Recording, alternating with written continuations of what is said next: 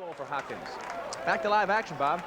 Dressel had 3 goals in that first half. A man-up situation for Hopkins, but if Syracuse can gain possession, they may be able to pump in the extra man and get back to even strength. We're just underway in a 6-3 game. Johns Hopkins, and the white and blue, the Orangemen of Syracuse. Yep, you got it in the orange.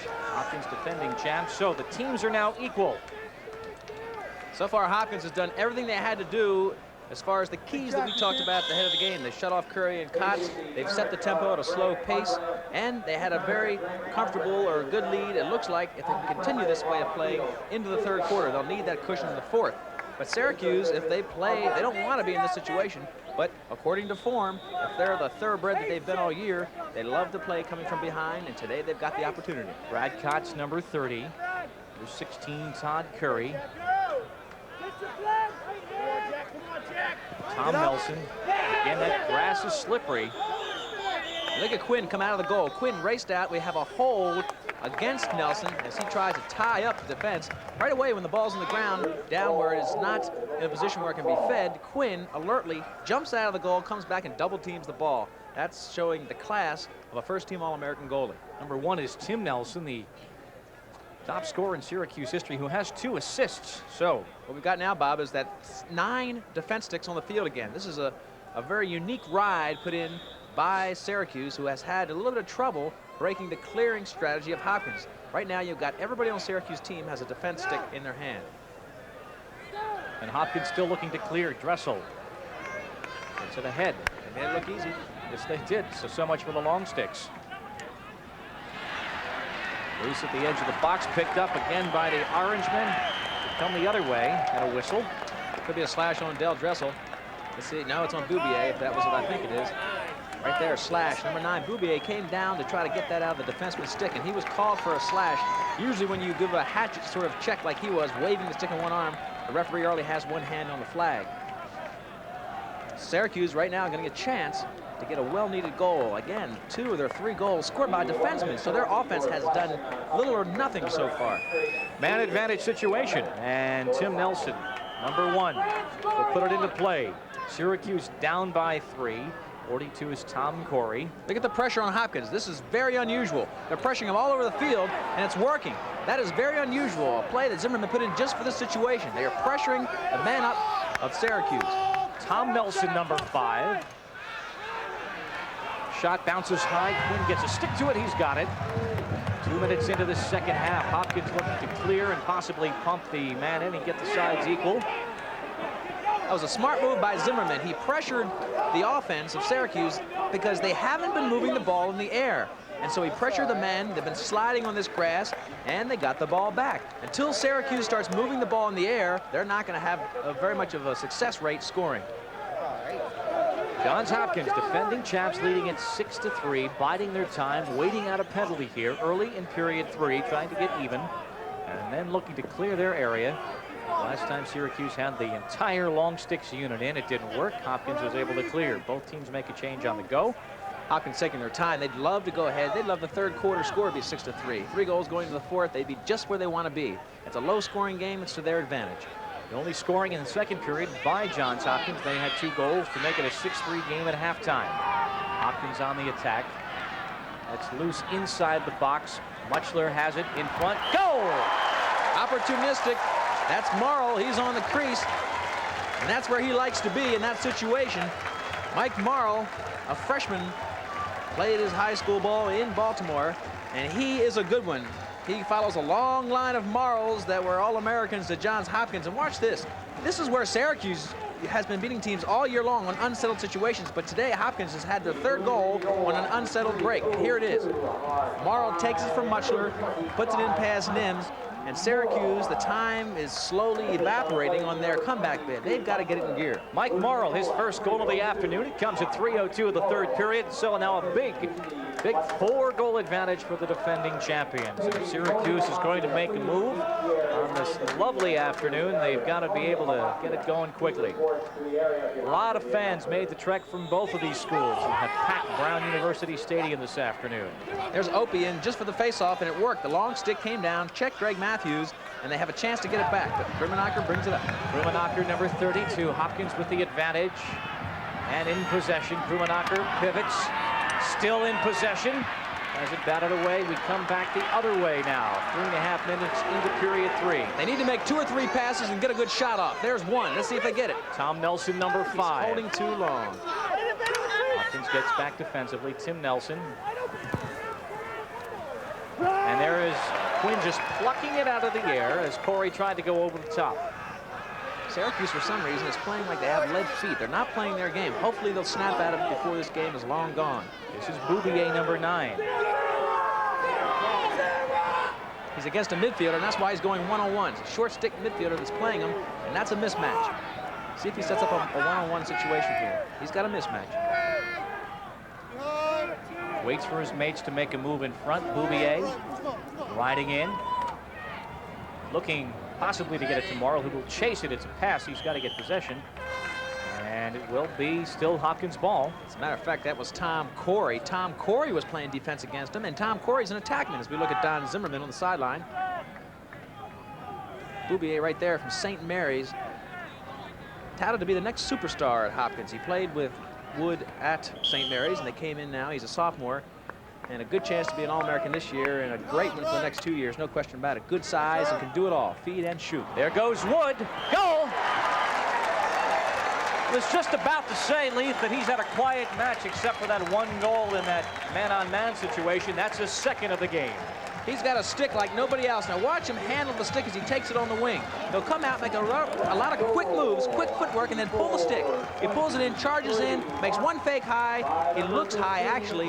Nims wasn't fooled by the high look, but Wood put it so accurately on the far pipe that he had little or no chance to save it. You see, Ryan Wood, again, a St. Mary's product, wearing that flak jacket, a little bit of a rib protection device.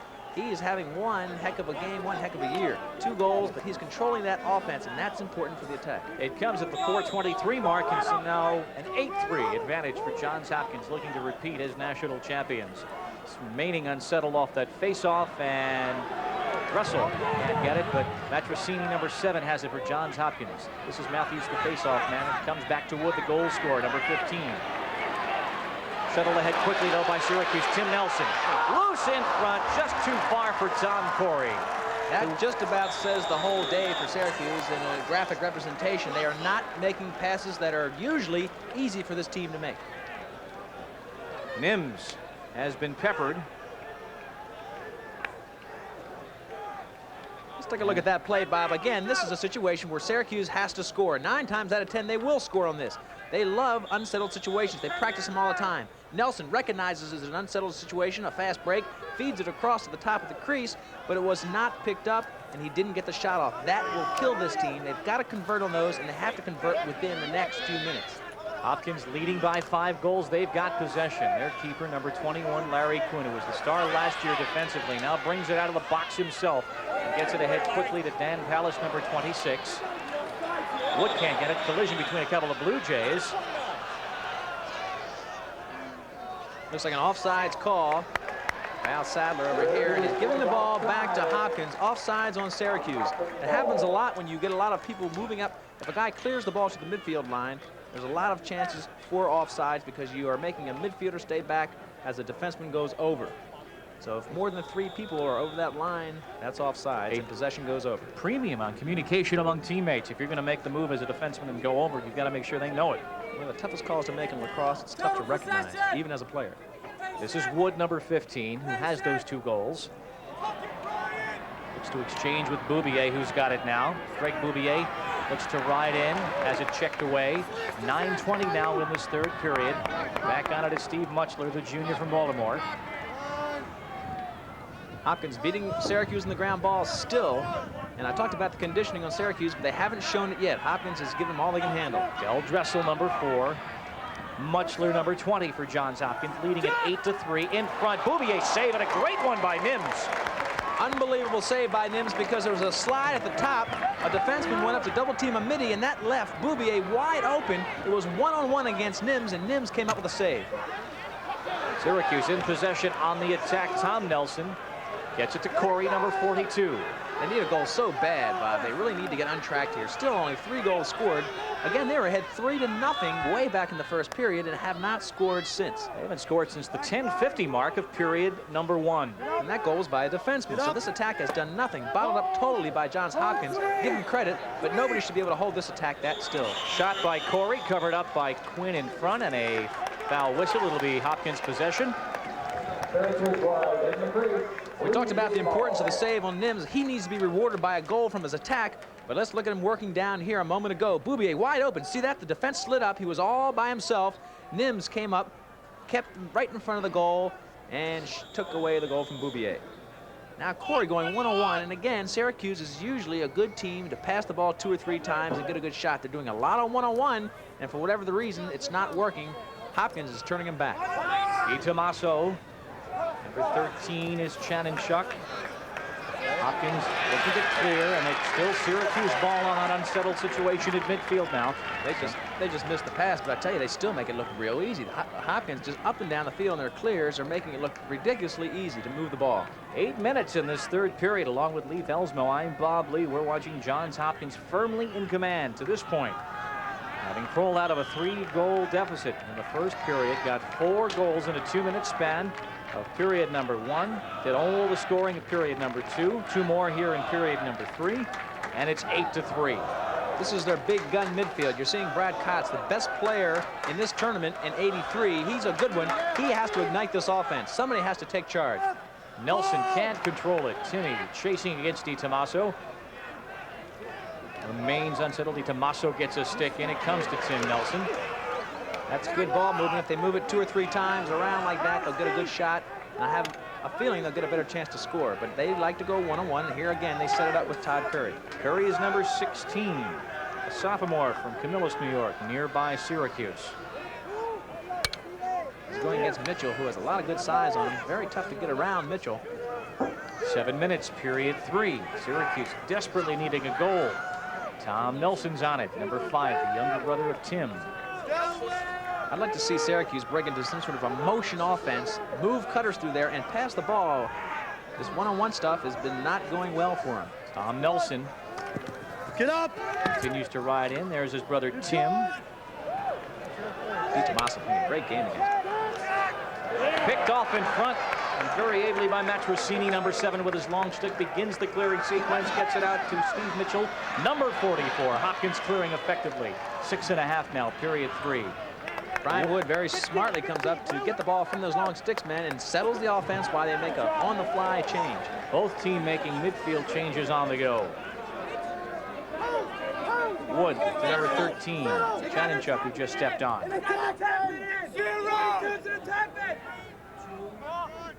Hopkins is in excellent shape. 5-goal lead with 6 minutes to go in the third period. Syracuse needs to cut that down to 2, I think, to have any chance of winning this game. Krummenacher just wide, loose to the far side, and Nims comes out to get it.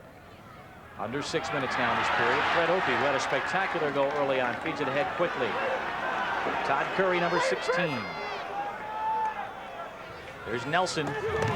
Save made by Quinn in front of the shot by Tom Corey. Excellent save by Quinn again. All-American goalie down to his knees to save that one.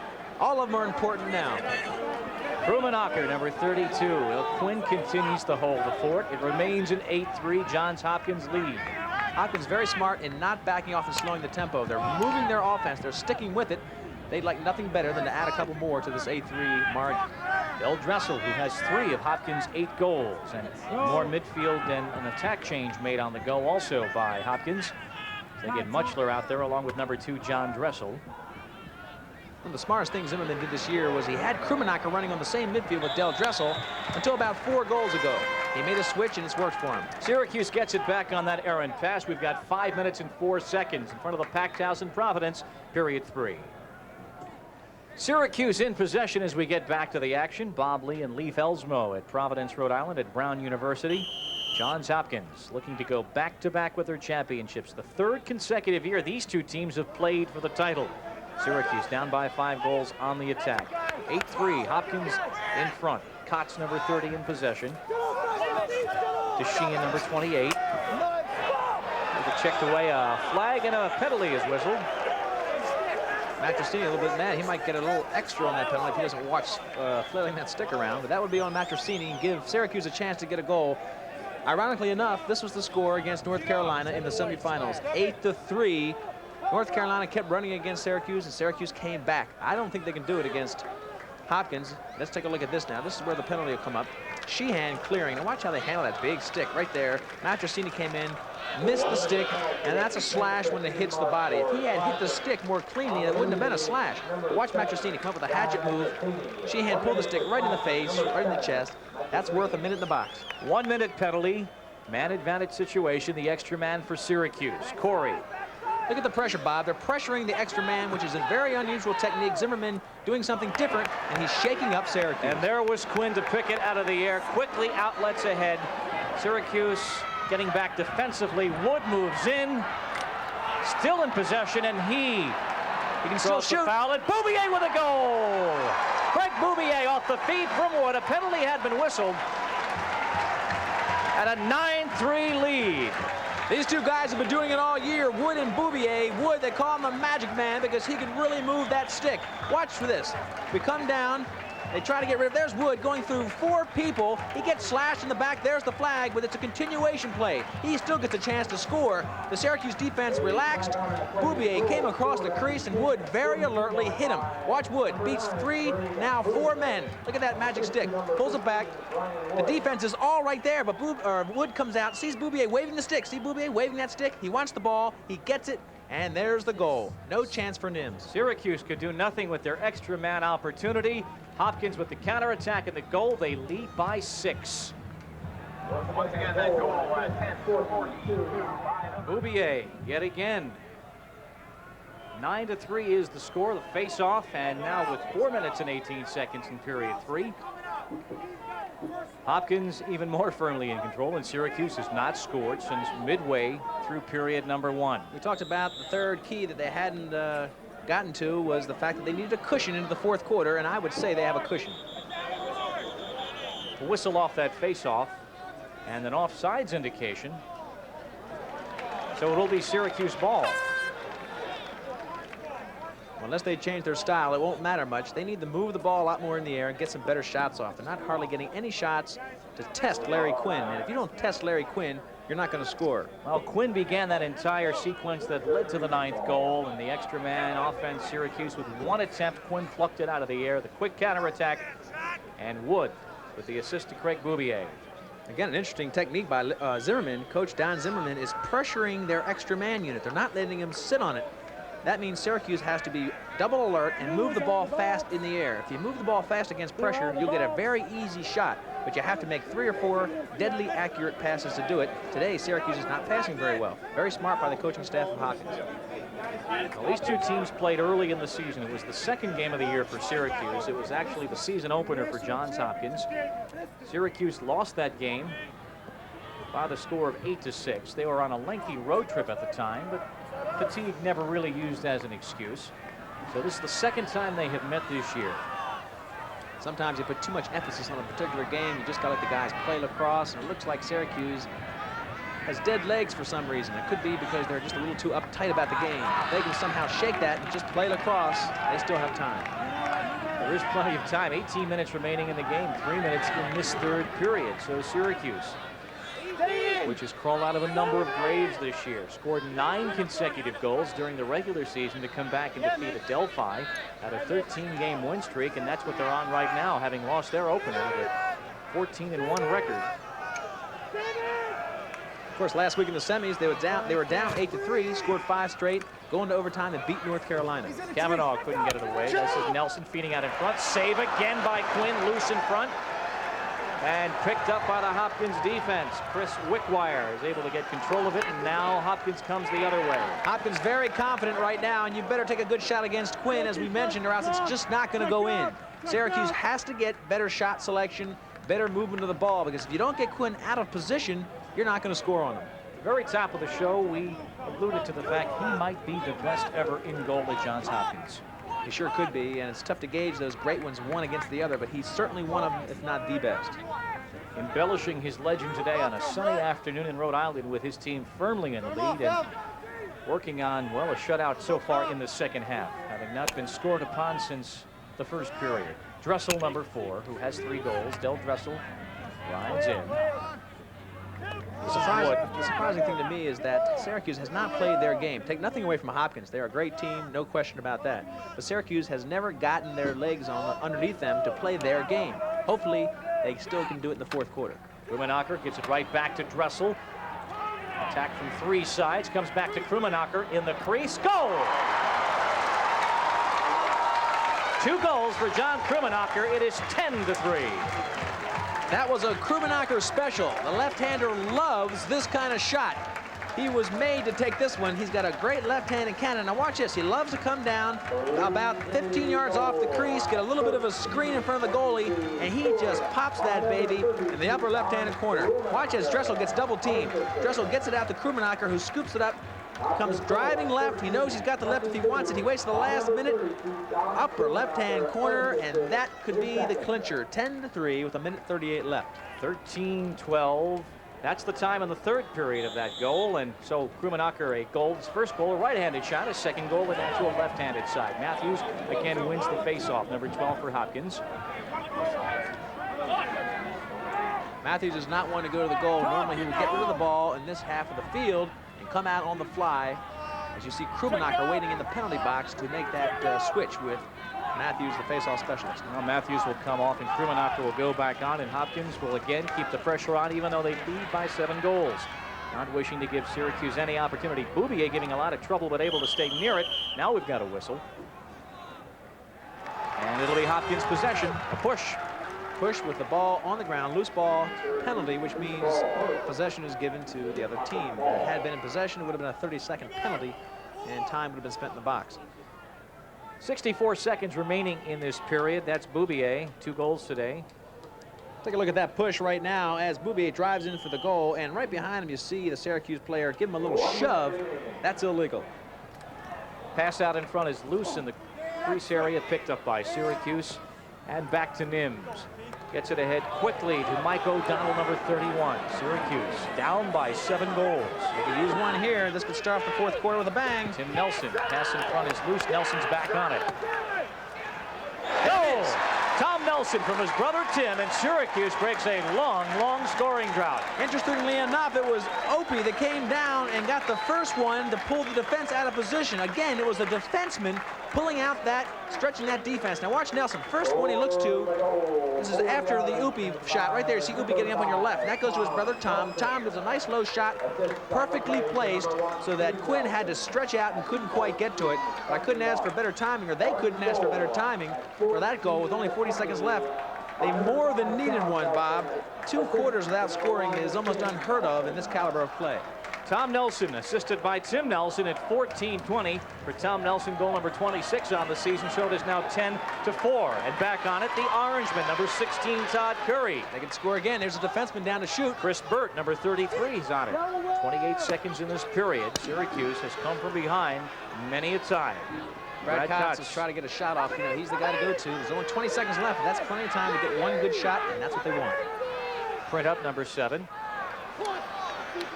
And taken right back by Cavanaugh, number 13, with 10 seconds. Cavanaugh with 8 seconds. Print up, 6 seconds. Save Quinn. He's been the difference. Tremendous save by Quinn. He went low again. I would suggest Syracuse shooting high because he's gobbling up everything down low. Hopkins will have possession with 2 seconds to go.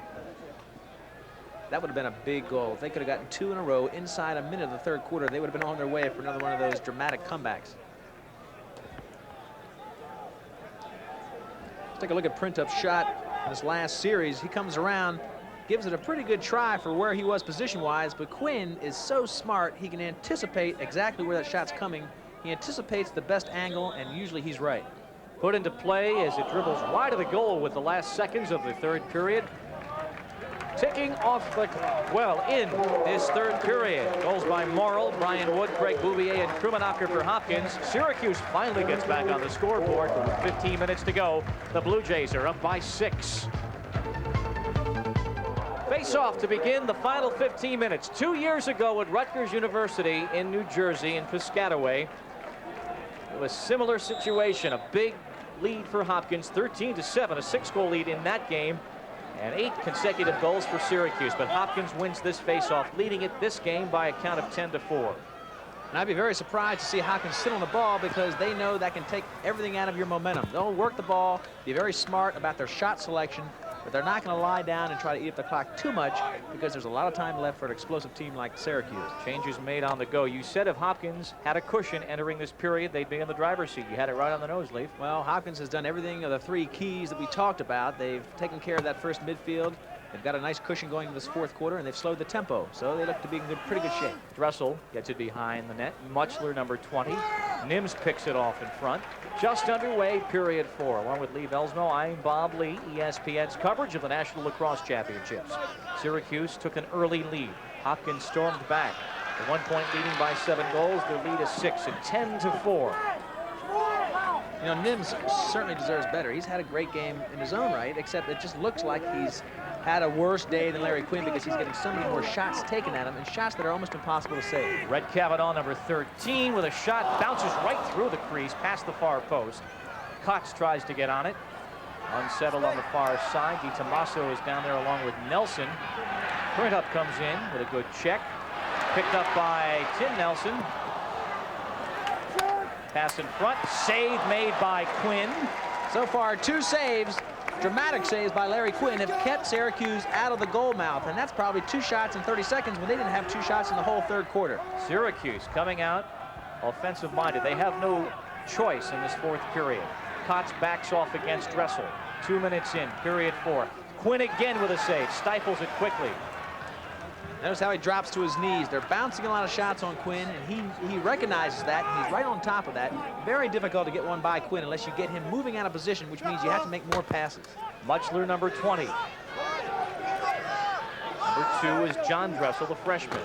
There's Bubier, can't get to it, and Nims picks it up. 10-4, Johns Hopkins leading Syracuse. Too much steam on it, and Red Kavanaugh couldn't save it. It'll come back to the Blue Jays. Kavanaugh took his eye off that ball, maybe thinking about driving up for his offense, but he didn't quite get it in his stick.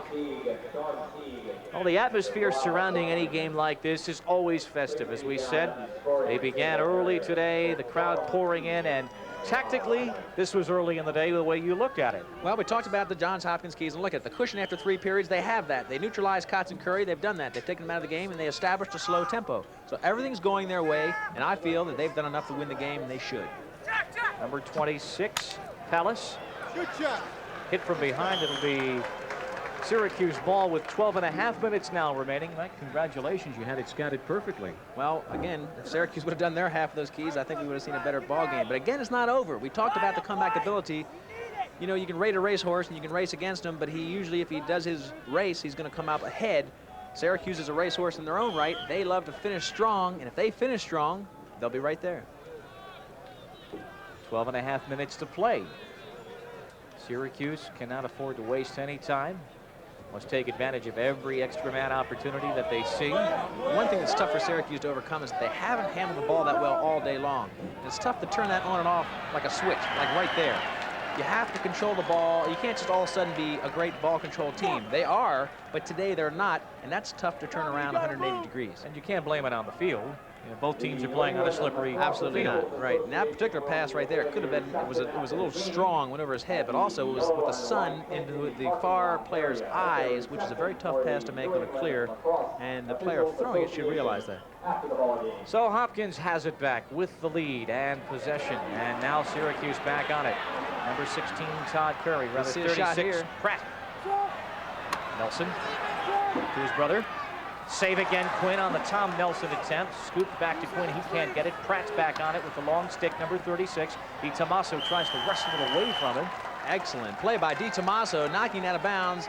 Again, Syracuse stepping up the attack, but Nelson, when normally I thought he'd go to the crease on that fast break, pulled it back. He seems to be slowing the tempo, maybe hurting some opportunities for Syracuse. Pratt had pushed up with his long stick and lost possession. Quinn continues stellar. Quinn is going again. You saw in that last pass. They are shooting a lot of low shots at Quinn. There's a good shot of it right now. He goes down on his knees. Very tough to beat Quinn unless you get him out of position. We've said it 100 times, but make 2 passes, get him out of position, and you can score. You think Syracuse may have adjusted their offense by this point to go a little higher on Quinn because he's got the low shots covered. It certainly does. Dressel, his brother, John Dressel, number 2. Again, on Quinn, though, you have to make a couple passes to have him moving in the goal. If he can get a fix on you, it's very tough to score on a guy like that. Even Nims. Nims is the same way, although they've been moving the ball, and Nims has been all over the face of the goal trying to make those saves. Steve Muchler, number 20. 11 minutes in this game. Again, the footing can be a problem. Muchler with a route to the goal, gets it back. Dressel winds it up. That's wide. It'll be Hopkins' ball. Muchler is the son of the great Jim Muchler, who some may remember played for the Baltimore Colts in '58. Back when there were Baltimore Colts. That's right. Here's a look at that Muchler move. Again, the grass is slick. Every player that makes a sharp cut seems to be falling down. Came inside, wide of the goal. Nims was there for the save, but it went a little bit wide. And here's a play from out of bounds, and Hopkins gets it in front for a shot. Dressel, it's deflected high over the top, and the Blue Jays will have it back once again. Anytime a shot is made, no matter where it goes out of bounds, whether it's deflected by a body after the shot or whatever, the closest player to it at the point out of bounds gets possession. Craig Bubier, number 9. Look how they're lining up to defense this. It's very interesting. You've got 2 men. Syracuse is doubling inside there. They're trying to get the ball. They're putting on a pressure defense. They need the ball. They need a lot of goals. And they're not going to let Hopkins sit on it. Bubier looks like he's hurt. Bubier is hurt. He's got a back injury or a hamstring. He's down right now. Just in front of his bench, Craig Bubier, who has had a spectacular game, has 2 goals in this game. Pulled up lame after putting that ball into play, and he's getting some attention from trainer John Belowski and head coach Zimmerman, also very much concerned. Well, he pulled up. It looked like it was a hamstring or a lower back injury, a muscle type thing. Right here, you'll see it. Watch him. He'll pull up. Moving the ball against Sheehan. Sheehan slashes him right there, and that may have been it. Sheehan made contact with his back, and that was it. He may have gotten a muscle spasm because of that contact. It was a good contact by Sheehan. It was not illegal by any means, but that may have gotten him to have a back spasm or something in his hamstring area. In any event, he's coming off the field and looks to be okay. He's walking. Sheehan's check was perfectly legal as they take a look at the great Craig Bubier, a sophomore out of St. Mary's. He teams up with Brian Wood for possibly the most dynamic and high-scoring, dangerous attack duo in Division I lacrosse. John Krummenacher, number 32, moves to the inside as it checked away, is sent spilling, and now Syracuse is back on it. Opie fights for it. Time and time again, we see men trying to make shortcuts on this grass field, and they're going down. Penalty flag is up, and now we've got the whistle. Push with possession. It'll be a technical 30-second penalty, and it will be against Syracuse, so Hopkins will have the ball.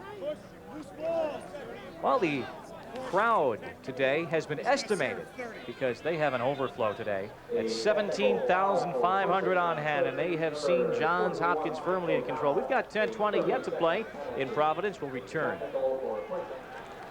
Over 17,000 folks watching Johns Hopkins perhaps move ahead towards yet another National Lacrosse Championship on ESPN.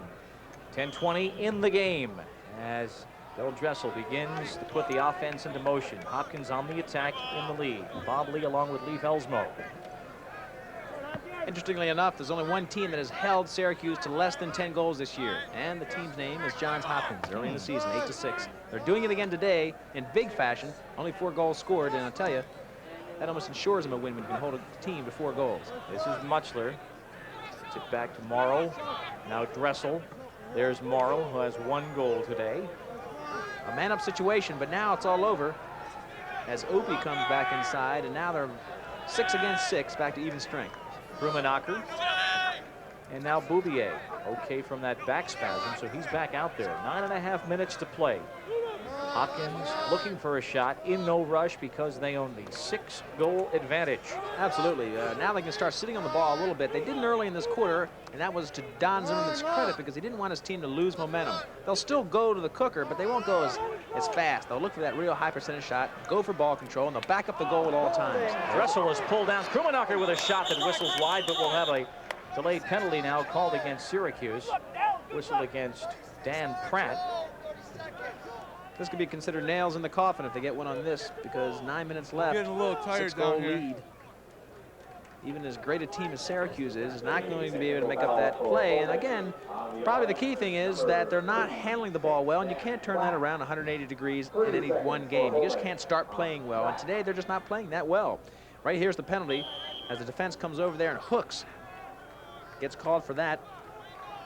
Dan Pratt. The extra man now for Hopkins, already up by 6. Bubier to Krummenacher. They've got Muchler playing in the crease. And with that penalty, they'll make the whole penalty just about the laps before they get a shot off, just to use that time. Syracuse playing a standard type of man-down defense. This is Wood. Krummenacher. 8:40 in the game. 10-4. That's the advantage for Johns Hopkins, looking to repeat as national champions. Here comes Opie from the top of the box again. He's coming in, and he makes a check just at the right time. Wood was about to shoot. And he pulls it away. Opie, who owns a spectacular goal today, gets it ahead quickly to Cambria. Printup, number 7, feeds it. Save made in front again by Quinn on Burke's shot. Another low shot that was saved by Quinn. And again, Syracuse is not going to school on what Quinn's doing. They keep shooting low. Quinn keeps going to his knees, and usually when a goalie goes to his knees, that's a good indication that you better go high on him. Watch this. Right down, he's down to his knees, and most attackmen love to see a goalie do that because next time they make a fake low and they go high, and he's on his knees, unable to make the save. 8:17 to play. Hopkins will have possession when we get back to it. 17 saves for Larry Quinn. He was real tight before the game. Everyone prepares for a game of this magnitude in his or her own way, and Larry was glad that he was able to get some practice in on this particular field this year. Last year, they did not, the two teams, practice on the actual game field. They practice at a practice facility. Of course, this is Quinn's last game, too. First team All-American. This is the last time he'll play in a Blue Jay uniform. Great career he's had. Takes it up himself right to the midfield line. Syracuse is also losing a bundle, losing Nelson, Nims in the goal. A valedictory for a tremendous number of All-American talent out here on the field today on both sides of the field. Unfortunately, these teams capable of playing a better game, but give Hopkins all the credit. They controlled the tempo. They did what they had to do to win, and Syracuse couldn't match it. 7.5 minutes now to play. Johns Hopkins 10, Syracuse 4. Syracuse scored the first 3 goals of the game. Nims comes out. Wood stays on it, has it knocked away, and it'll be Syracuse possession. Brian Wood driving in one-on-one, picked up the sliding defense and elected not to make a pass. He's such a great lacrosse player that he can many times go through 2 players. That time he might have been better to go ahead and feed off. As you see Don Zimmerman calling out instructions, you won't see that man relax until the last seconds click off. And you talk about a guy that controls the ball, and look at this. Quinn coming out of the goal. He'll come all the way up till he's taken, or he has a very easy pass to make, and then he slides it off to his teammate. You mentioned Don Zimmerman. What a contrast with Roy Simmons. Simmons laid back, easygoing, and Zimmerman very tight before the game. You're absolutely right about that. Simmons, an artist, a sculptor by profession. Very serious about the game, but just approaches the game in a different way. Zimmerman out of that standard mold that you get at a Hopkins, and these guys, again, it's a tradition, it's a system, and they win year in and year out. And there may be small differences in the coaches, but they're all winners. Todd Curry, number 16 for Syracuse, with 6.5 minutes now to play. Syracuse leading Lightning in a large-sized bottle right now. Again, 8 straight goals in the final 2 years ago, but right now they are down by 6 with 6 to play. There's Quinn as it bounced well high, springs it out quickly to McClam, and here comes the Blue Jays. McClam, he can shoot and score, which he does. The long stick defenseman, Brad McClam, takes it the length of the field and puts it on ice for Johns Hopkins. It's now 11-4. Well, don't come up with the illusion that these long stick defensemen or middies can't play offense. Brad McClam is an excellent athlete. He's a fullback on the football team, a real good-sized kid that can go right through people as well as around them. And right there, he came down, put a big goal in the net, the 11th goal for Hopkins. Again, nails in the coffin, and McClam is pretty happy about it, and so are his teammates. 8:46 the time of that goal in period number 4, so Goal from the Hopkins defense. We had a couple of those from the Syracuse defense early on, way back in period number 1. It is 11-4. That's that long sticks midfield unit. Again, they're great athletes. They come down handling that ball, that big long stick, just like it's an attack stick, because they all have good size. McClam, a football player, he came down, he wasn't picked up, and they love that opportunity because they can go ahead and crank one in. This is the 8th consecutive year that Johns Hopkins has been in the NCAA lacrosse final. They had that run of 3 consecutive titles in 78, 79, and 80. Won it back in 74 with a victory over Maryland. And of course, last year with that 13-10 decision over Syracuse in Newark, Delaware at Delaware Stadium. And today, down early, came back with 4 goals in a 2-minute and 4-second stretch late in the first period. Del Dressel had 2 of those goals. Krumenacker and Craig Bubier had the others. And from there, Hopkins has simply controlled the pace and the tempo of this game. I don't think there's any team in the country that plays more evenly than Hopkins. They play 4 strong quarters of lacrosse. Typically, you'll see a team just like we did in the quarterfinals and semifinals, like Adelphi in Virginia, come out strong and get a good lead. And people think that Hopkins is playing flat. Not the case. Hopkins is playing their normal game, except these other teams are emotionally charged. That emotion wears off, and then Hopkins takes advantage of their normal play on normal laps, 1 bad quarter. And Hopkins sees a lot of emotion when they play opponents, a lot of gimmick defenses, because you could make the analogy they are the UCLA or the Georgetown of their sport. And this, should they win today, counting titles that predate the NCAA tournament, would be their 41st lacrosse championship. The name Hopkins is synonymous with lacrosse, and it's well deserved. 6:14 to play, 11-4. Johns Hopkins in the lead. Syracuse, on the other hand, again, 38 games. They've only lost 2, 39. They'd be 30 out of 39 games. They'd lose 3, counting this one. All the losses coming only to Johns Hopkins. Matthews wins yet another face-off, but it comes back to Dressel, and Hopkins has it again. 6 minutes to play. Matthews, number 12, the face-off specialist. Opie checking him. Flag goes up. Delayed call coming against Syracuse. This is Wood, number 15, riding in. Wood feeds out in front, and now we've got possession by Syracuse and the penalty call. Love to see Wood handle the ball. He's so dramatic. He comes in with 2 or 3 guys on him and still maintains possession. But if you notice, Hopkins moves the ball in the air. Syracuse refused to do that all day long, and you have to do it. Let's take a look right here as the penalty. As Wood drives in, this was after the penalty actually, and he drives all the way into the goal to get the shot off. Tremendous play. Brian Wood, one of the best athletes on the field. 1 minute slashing call on Fred Opie of the Syracuse defense, so the extra man for Johns Hopkins again. 5:47 to play, and Johns Hopkins just trying to wind that time off the Brown Stadium score clock and come out with another championship.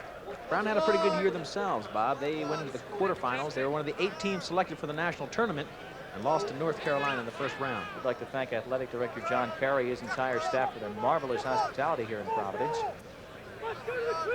As evidenced by, they say 17-5. They may have squeezed 20,000 in here today. There are folks standing along the track. It's simply tremendous. The interest this game brought to Providence and to Brown University. Behind the back by Dressel.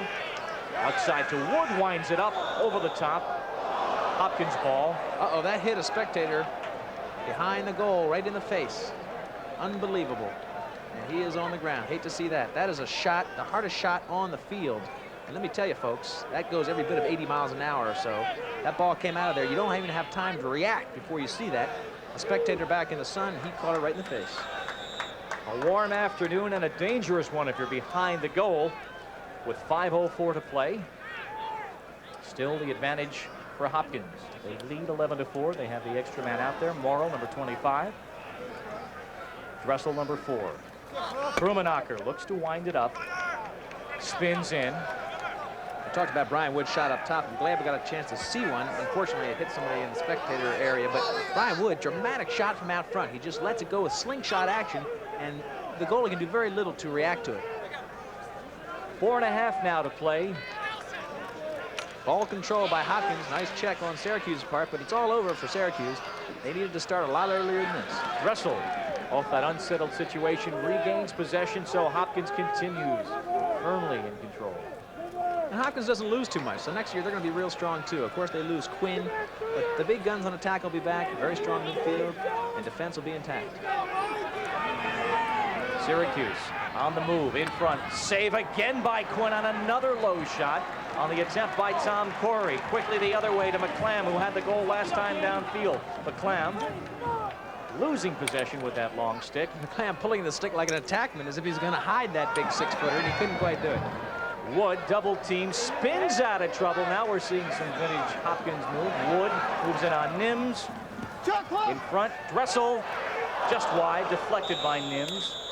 Dan Pratt standing in the crease as well. Brian Wood's down. I guess he's all right, a little bit winded. There he is. 3.5 minutes now to play, and Hopkins leading at 11-4. Let's take a look at All-American candidate Brian Wood as he drives in. Pulls the stick from the right hand. He has the whole defense chasing him now. That means somebody's open in front of the crease. He finds him. It's Del Dressel. Del Dressel has no other shot than the shovel shot sort of behind the back. Gets it off the pipe. Wide of the mark. They've played lacrosse at Johns Hopkins since the year 1888. And let me tell you, they're proud of it, too. You go by there, the Hall of Fame's located there, and they live, breathe, and die with this lacrosse team. This will be their 41st national title. And they have really defined the sport. But Syracuse, an off afternoon, but a tremendous year for Syracuse. They'll end the season at 14-2. With 3 minutes and 14 seconds to play, each team making changes on a dead ball, and will return. Hopkins in possession. Final 3 minutes of the game, along with Lee Felsmo. I'm Bob Lee. ESPN's coverage from Brown University, the National Lacrosse Championship. Schreiber double teamed, fighting for possession. Okay, you take that. Most unsettled, just outside the box. And Syracuse comes away with it. Dangerous place to be when that ball's on the ground. You have 3 or 4 people hanging around, because most likely there'll be a defenseman weighing about 210 coming at about 30 miles an hour right across the field, and he has every legal right to blow you away from that ball, knock you down with a good contact above the waist. And Quinn sends it upfield with 2.5 minutes now to play. Bob, you made a real accurate statement a minute ago when you talked about an off day for Syracuse, because that's exactly what it is. This is an excellent team, a great team, only losing to Hopkins in the last 39 games. Nothing to be ashamed of. Unfortunately, today wasn't their day. They faced a great powerhouse in Hopkins. But Syracuse hopefully will be back next year to contest that championship. Brumanacre has it checked away, fights for it, but still unsettled, and Nims comes away with it. But in 2 meetings this year, Hopkins with victories over Syracuse by the score of 8-6 early in the season and on this championship afternoon. Larry Quinn coming out of the goal, and he's getting a substitution, a well-deserved one. Stuart Jones, a sophomore out of Baltimore, going in for him, and Larry Quinn is mobbed by his teammates.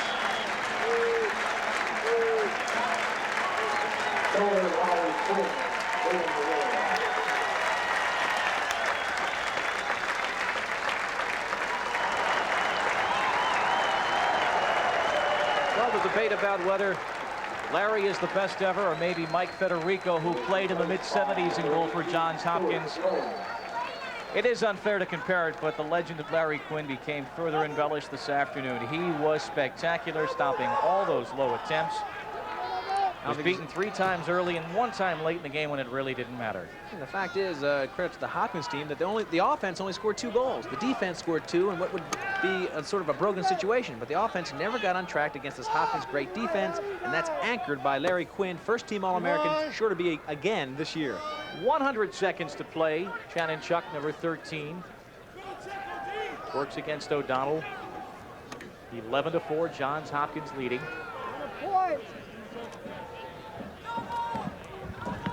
Nordberg to Schreiber. Syracuse has it back. Nice check issued by Bubier. Orangemen looking to clear and maybe get 1 last goal. We've got 1 minute and 15 seconds to play. Leaf making his way down towards the field for our post-game activities. As Nims brings it all the way up out of his crease, continues on his way with that wide goalie stick. Unsettled situation continues. The last minute of play in this championship game. Nelson's on it.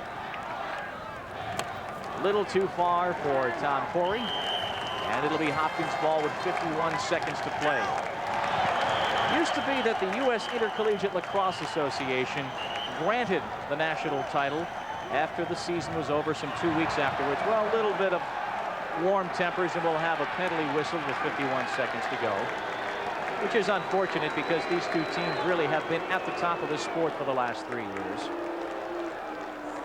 But since 1971, they have decided it on the field in the postseason in an 8-team tournament. We understand Emmett Prunup has been ejected from the game with 51 seconds remaining.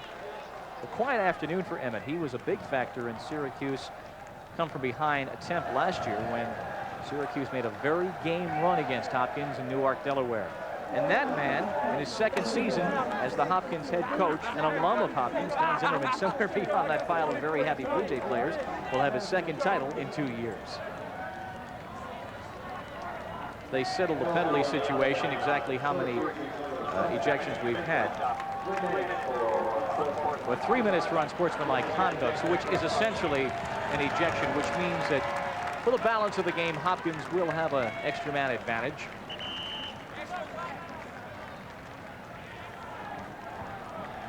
Through the years, the All-American tradition at Hopkins, they've had over 130 All-Americans. On the 2 occasions that the Olympics have included lacrosse as an exhibition sport, Hopkins was the representative. And again, they will take the title home today.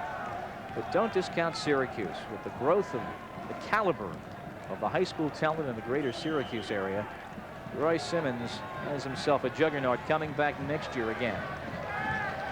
Thielman, number 11. Some new faces on now for Hopkins. Crawford, number 30. As Don Zimmerman clears his bench, get everybody a chance to say they played in the title game with 36 seconds to play now. Bounding in front, Jack Crawford, number 30, can't get it, remains unsettled, and Hopkins looks to regain control, leading it by the count 11-4. Number 23, Joe DiOrio. Crawford, a sophomore from Rockville, Maryland. Number 19, Dave Castle. Spinning away is Nordberg, number 10. Thielman chases and regains it. 3 seconds to go.